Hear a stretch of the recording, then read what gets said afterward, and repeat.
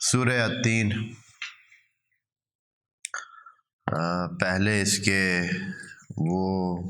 فوائد جو کہ اس کی تلاوت محض سے حاصل ہوتے ہیں وہ ذکر کر دیتے ہیں۔ اس کے تلاوت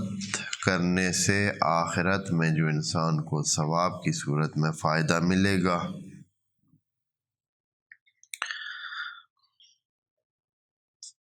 جو ذکر ہوا ہے امام صادق علیہ السلام سے کہ جو شخص اس صورت کو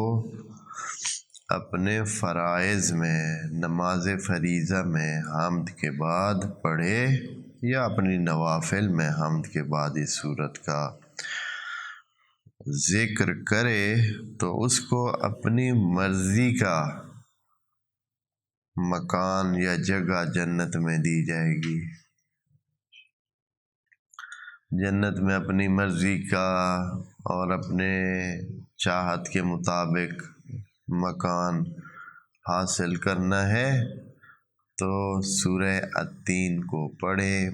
نوافل میں شامل کریں، فرائض میں شامل کریں، اور اس کا نتیجہ یہ ہوگا کہ خدا کریم آپ کو وہ جو آپ کا خیالی، آپ کا دل کا منظور نظر مکان ہے یا جو بھی آپ اس طرح چاہیں گے وہ خدا کریم آپ کو جنت میں عطا فرمائے گا۔ یہ اس کا وہ ثواب ہے جو تلاوت محض سے حاصل ہوگا، اور اس حالت میں جنت میں اس کو یہ مکان ملے گا۔